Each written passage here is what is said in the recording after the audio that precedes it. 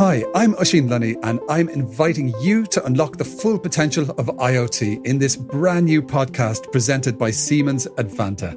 Every episode will deliver a 360-degree view of the latest IoT trends, explore practical ways to approach unique journeys, and most important of all, reveal the possibilities and potential beyond the buzzword that is IoT. I'm very happy to have two brilliant C-level experts from Siemens with me today. Peter Korte, Siemens Chief Strategy Officer, and Emmerich Sarrazin, the CEO of Siemens Advanta, to demystify these urban legends. So let's look into what C-level leaders are wondering about in today's episode of Unlock the Full Potential of IoT, IoT Demystified. And we're going to get some answers from the experts. Welcome, Peter and Emmerich, to the podcast. It's awesome to have you both here. And together, we're going to bust some myths about IoT. Thank you for having me, Oisín. Hi, Oisín. Thank you for having me as well. Now, as well as asking you to power up your Mythbusters suits, we're going to get to know a bit about you as individuals by asking some searching personal questions. And we're actually going to start there with you, Peter. Well volunteered. So if you could share with us, to get things rolling, why did you decide to work in IoT? Well, look, there's the internet, which we all know, and the internet is pretty much for connecting people. Now, the next frontier, obviously, is connecting machines. And this is so much more difficult, turns out. And it is at the very forefront of what is here to come. It's really hard, but it's really exciting. So I'm looking forward to be part of that journey. I share your excitement. We're like at the start of something incredible. And it's great to be here talking about it at this moment in time. And how about your good self, Emmerich? What was your path into the futuristic world of IoT? IoT, for me, it's an amazing place, an amazing domain that actually combined both the newest digital technology with the real world. And I have to say, for me, this is really the sweet spot. This is applying the top knowledge development that we have to real thing and to make an impact on society, helping changing for the better. So for me, this is really, really the nice place to be. Wonderful to know a bit about your motivations to be in the space. And are you ready to bust some myths? Got your Mythbuster suits on? Okay, let's go. Myth number one. You need to have the perfect, most detailed plan ever to implement IoT. You need everything mapped out and nailed down. And oh my goodness, everything needs to be planned before you can do anything. What would you say to that, Emmerich? Actually, the perfect plan doesn't exist anymore. And not because we cannot. I mean, we used to make perfect plans and we still have the capability to do that. But the industry and the way society is changing is completely different. Let me give you a quick example. It took 75 years to get 100 million people using the phone, the telephone, Wow. At the time, 75 years. In 2006, to have the same 100 million people playing to Pokemon Go, it took 1 month.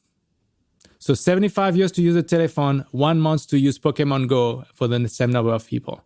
This is just to give an idea how chaotic and how change and speed of change is strong out there, yeah? And so this means that we need to have an approach that starting and go with small step, having agile, and to be able to build a business on top of that chaos. I see a lot of people telling me, outside it's a mess, this is so chaotic, but don't worry, it's going to come back to where it was before. It will not. What's going to happen is going to be actually to be even more and more chaotic. And we need to learn, we need to upskill ourselves to be able to deal with that chaos and build sustainable business, build sustainable society on top of that chaos and that change.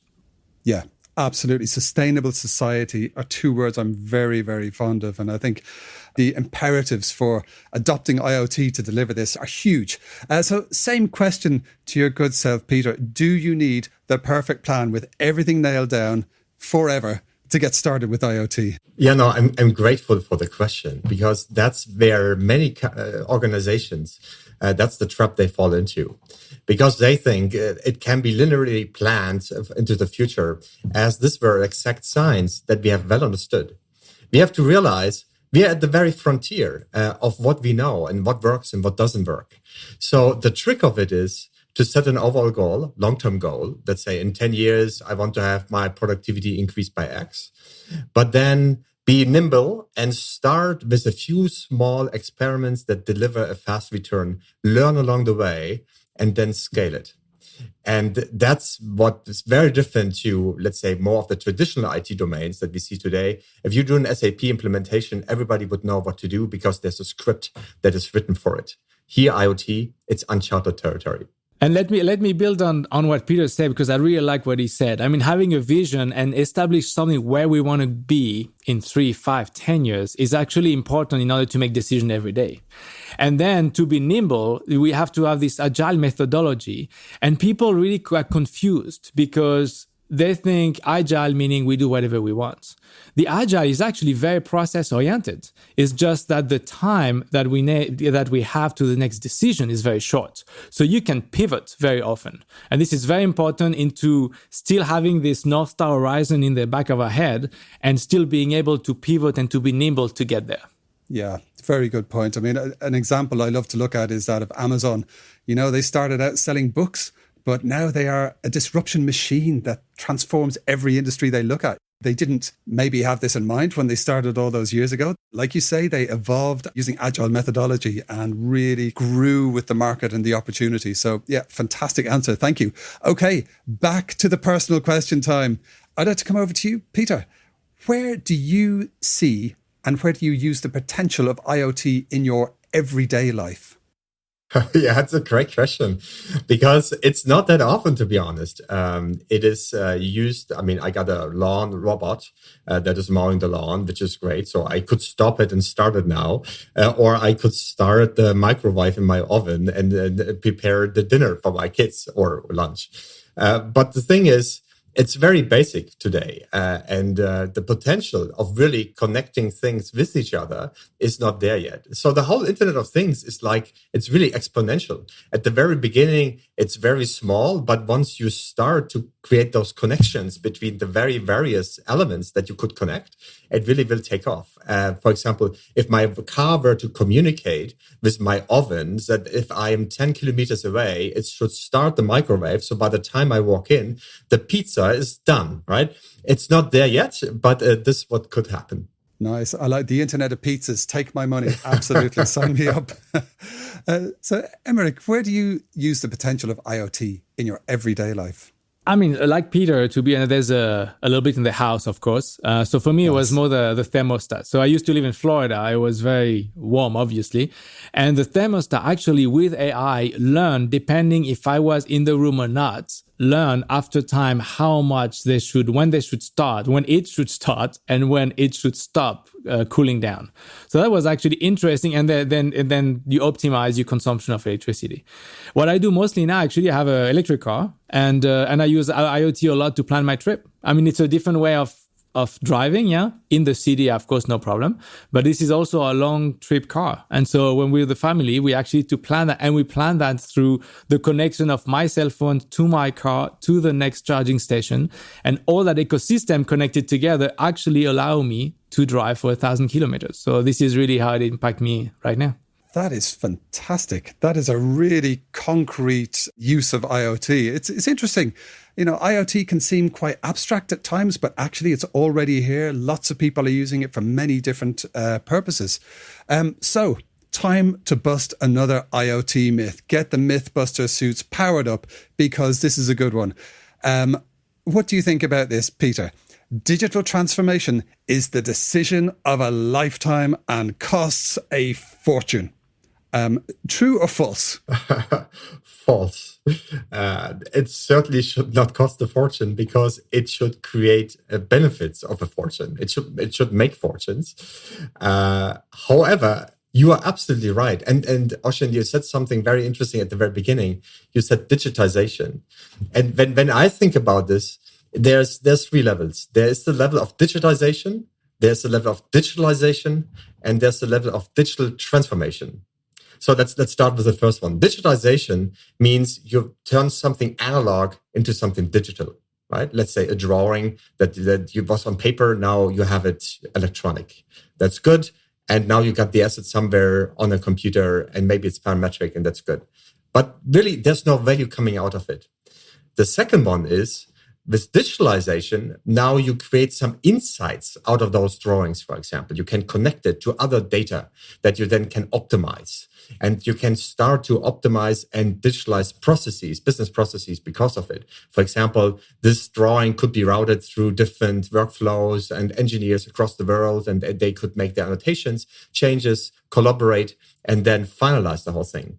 Now, finally, however, is the digital transformation.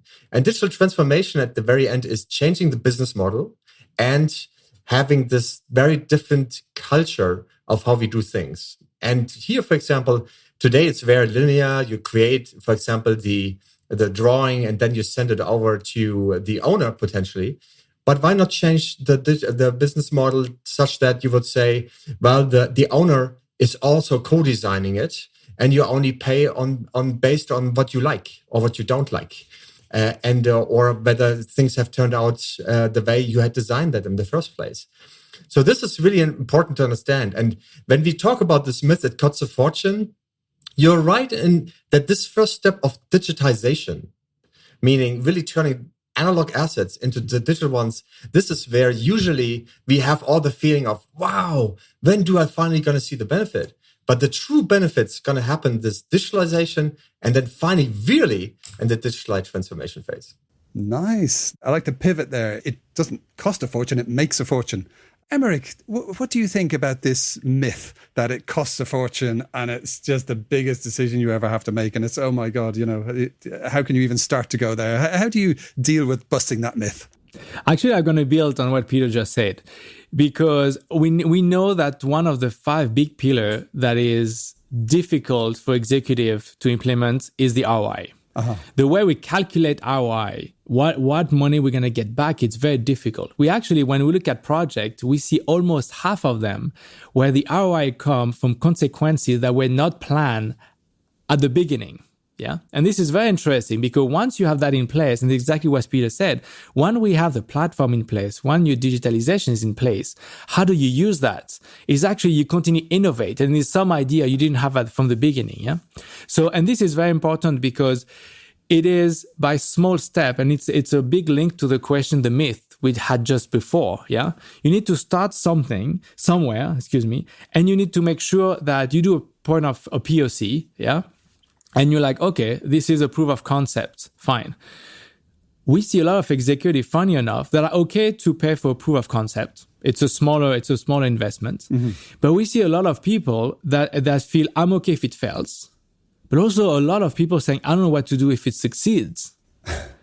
And this is very interesting because suddenly there's all this point of proof of concept everywhere without the plan to say, what is the next small step? And we say we go by small step. And this is where that decision, it's not a big decision of a lifetime, but it needs to be multiple decisions that needs to be expected. Mm-hmm. And I think there's a gap here because in the past, we used to make one big decision for the next few months, for the next few years.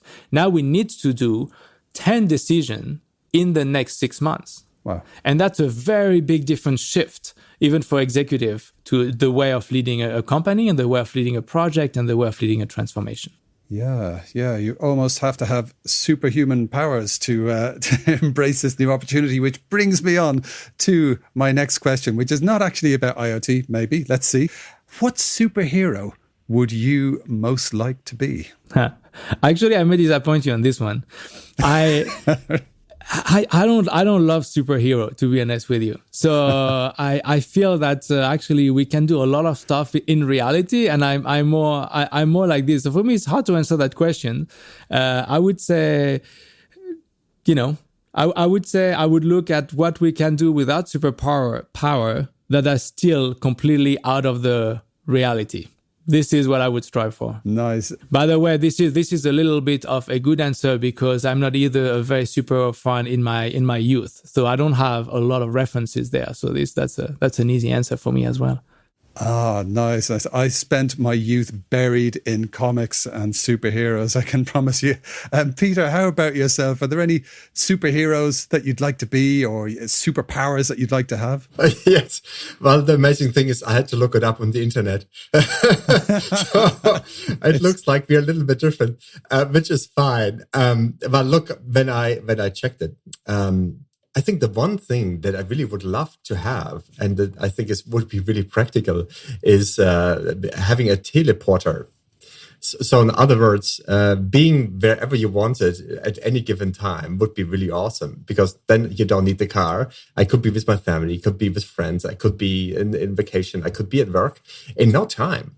And so I don't want to get too much into the movie of Matrix, but if you think of it, at some point in the future, maybe we have a digital avatar, and we may be able to travel digitally, and then this dream would actually come true.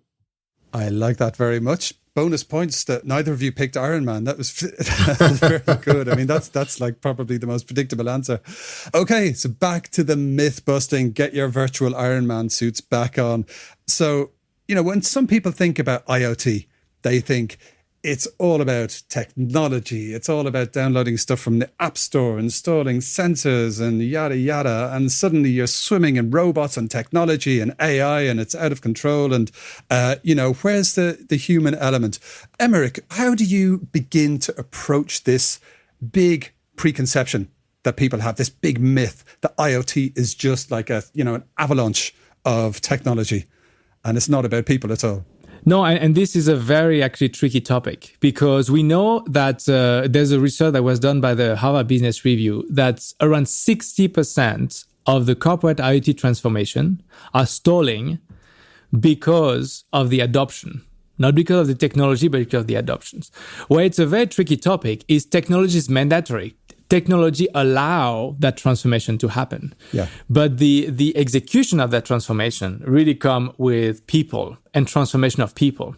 I'll give you a quick example. I was in China with a client, and we visit the plant, and very new technology and amazing. It was producing paper cup. They were flying in tubes everywhere. That was amazing to see. And then we go in the meeting, and then the CEO speaks about the digital, what they have done and everything. And then the head of HR to jump in and say, we cannot get the results because the people don't want to use that technology. And there was an amazing technology where the salespeople could send right away to the plant the order, and then through an AI algorithm, it would decide to what line of production that order should be done. Wow. The foreman, so the head of the plant, the head of the floor, would not use and scan this because he was saying that his knowledge was actually better to choose what line should be done. Yeah. And this is a very good example. And I talked to one of the head of our plant at Siemens, our most modern plant. And he was saying every chance that come, the first thing we do, it's not install the technology. It's meet with the people that will be affected, or to meet with the people that will help that transformation and understand what's in there for them. It could be for them personally, for their job. It could be for their team. It could be for their company. But this has to be very transparent, and how we accompany people around that transformation is the key to actually, at the end, implement and have the bottom line. So I think this is something that is extremely important, and we usually still now take that transformation of people. We'll do a training at the end. We'll do a training at the end on the technology. That's not what it's about. It's about starting the transformation with the people from the beginning at the same time as we transform technologically what we have. And that piece is still not widely implemented, widely understood. And it ends up with 60% of effort and transformation stalling because of adoption. That's a big figure. My goodness. We Mythbusters have a lot of work to do. So, Peter, what would you add to help destroy that myth that people are not involved in the IoT transformation? I think Emmerich is absolutely right. And we see this over and again, that in the end, it comes down to collaboration. And I mentioned earlier that it's all about bringing data together, which is usually within silos. Yeah. And these silos are usually related to functions. So let's say procurement and manufacturing and IT as a central part. And so that now requires that these functions work together in order to unlock it and really think from a value chain, from a process perspective. Now, processes are usually sliced and diced and have different process owners. Now, with IoT, you bring this process orientation back.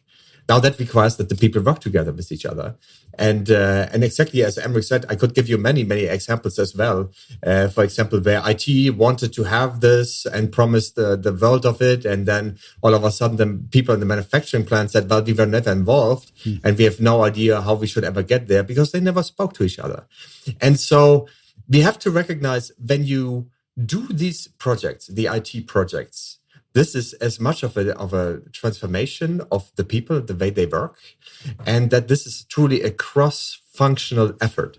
Yeah. And you have to treat it as a change management project as well, where you get the key stakeholders involved from the very beginning, not just IT. It's not an IT project. It's a business project where you take the business owners, they define the process, and then they, in particular, have to define the goal where they want to be.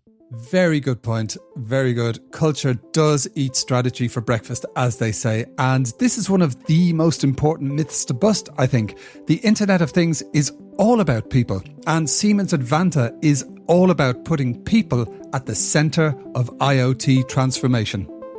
Now, I'm afraid this is all we have time for on this episode, but I feel there are a few more myths to bust, so our wonderful guests may well be getting a return invitation to join us again on the Siemens Advanta podcast. Thank you so much, Peter and Emmerich, for joining us today to bust some myths, share some personal secrets, and help us unlock the full potential of IoT. I hope you will come back soon. Listeners, if you enjoyed the podcast, please don't forget to subscribe using your favourite podcast app and check out the Siemens Advanta website to get a glimpse into some amazing IoT projects. Join us again in a few weeks when we'll have some more fun with some more great guests and bust some more myths of IoT. See you next time.